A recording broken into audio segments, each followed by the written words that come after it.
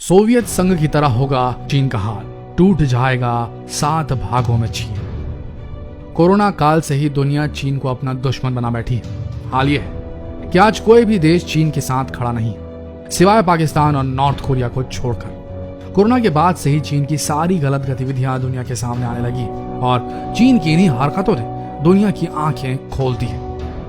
चीन शुरू से ही विस्तारवादी सोच कर रहा है और यही कारण है कि उसने 60 सालों के भीतर कई देशों को अपने कब्जे में कर रखा है। लेकिन अब चीन में विद्रोह शुरू हो गया है।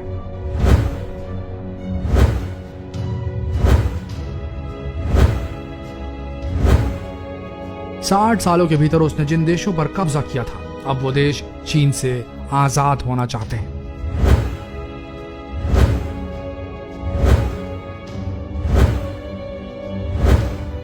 और ये हुआ तो चीन 7 भागों में बंट जाएगा और इतिहास में पहली लड़ाई होगी जिसमें एक देश के 7 टुकड़े हो जाएंगे।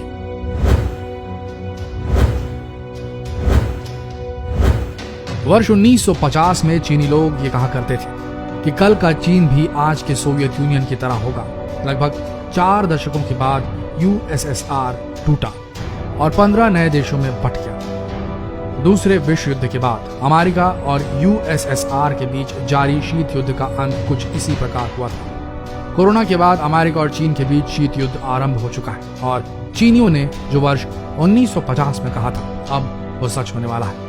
कोरोना किसी तीसरे विश्व युद्ध से कम नहीं, जिसे चीन द्वारा सब देशों पर थोपा गया है। ऐसे में कहना कोई अतिशयोक्ति नहीं होगी कि इस नए शीत युद्ध का अंत भी चीन के बंटवारे के साथ हो सकता है।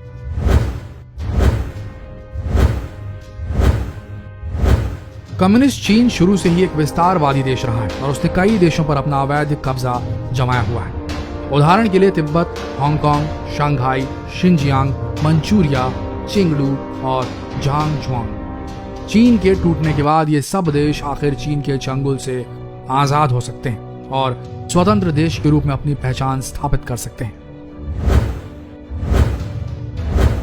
इतना ही नहीं, चीन लगातार दक्षिण महासागर में भी अपना कब्जा जमाते आ रहा है। दक्षिण चीन सागर में बहुत से देशों की सीमाएं लगती हैं और ये वो क्षेत्र है जिसे चीन किसी भी हालत में अपना कब्जा जमाना चाहता है, क्योंकि दक्षिण चीन सागर गोल्ड माइन है। यहाँ पर कच्चे तेल और नेचुरल गैस का भंडार है।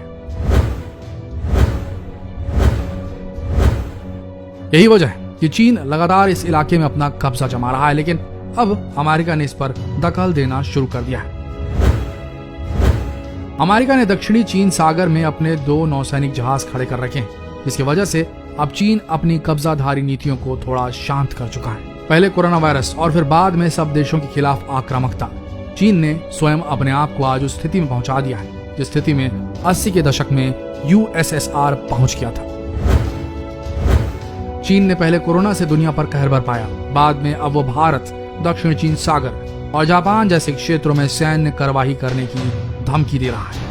चीन के इन कदमों से कई देशों ने मिलकर चीन के खिलाफ मोर्चा बना लिया, जिसमें भारत भी शामिल है। अमेरिका को भी इस खतरे का एहसास हो चुका है और अब वो भी अपना ध्यान रूस से हटाकर चीन पर केंद्रित कर रहा है।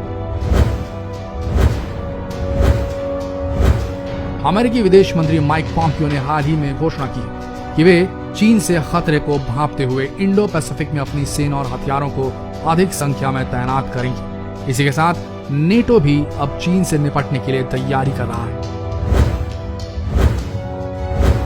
हाल ही में नेटो के सचिव जेंस स्टोल्टनबर्ग ने कहा था, चीन के उदय से वैश्विक शक्ति संतुलन बिगड़ चुका है, जिससे स्वतंत्र देशों के लिए बड़ा खतरा पैदा हो रहा है और उसका हमारी जिंदगी पर सीधा प्रभाव पड़ रहा है। नेटो के सचिव ने तब ये भी कहा था कि एक मत रखने वाले देशों को चीन की आक्रामकता के खिलाफ एक सैन्य गुट भी बनाना चाहिए।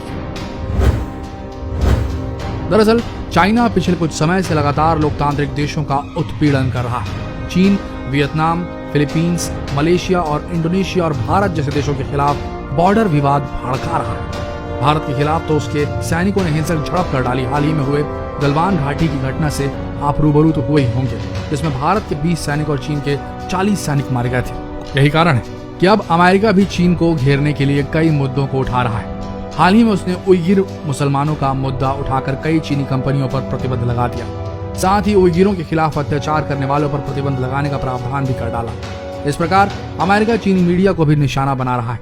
अमेरिका में अब चीनी मीडिया से चीनी दूतावास की तरह ही बर्ताव किया जाएगा। इससे देश में चीनी मीडिया द्वारा फैलाए गए प्रोपेगेंडा को रोकने में काफी हद तक सफलता मिलेगी, ऐसा अमेरिका सोचता है। चीन में उइगर मुसलमानों की बहुत बुरी दशा है। वहां पर उइगर मुस्लिमों को कैद में रखा जा रहा है, यहाँ तक कि उनके कब्रिस्तानों को भी नष्ट करके वहां म्यूजियम बनाए जा रहे हैं।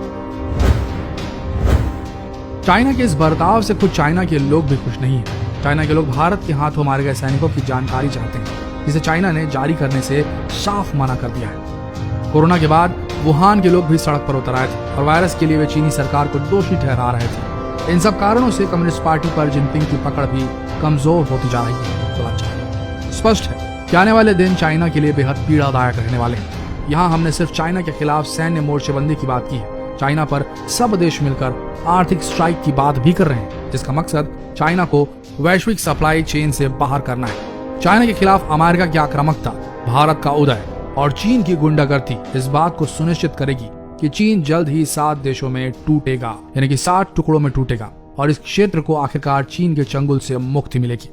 जितना हो सके यह खबर पूरे देशवासियों तक पहुंचाइए। फेसबुक पर शेयर कीजिए, व्हाट्सएप पर शेयर कीजिए, यूट्यूब पर शेयर कीजिए और इस वीडियो के अंत तक बने रहने के लिए आप सबका दिल से धन्यवाद।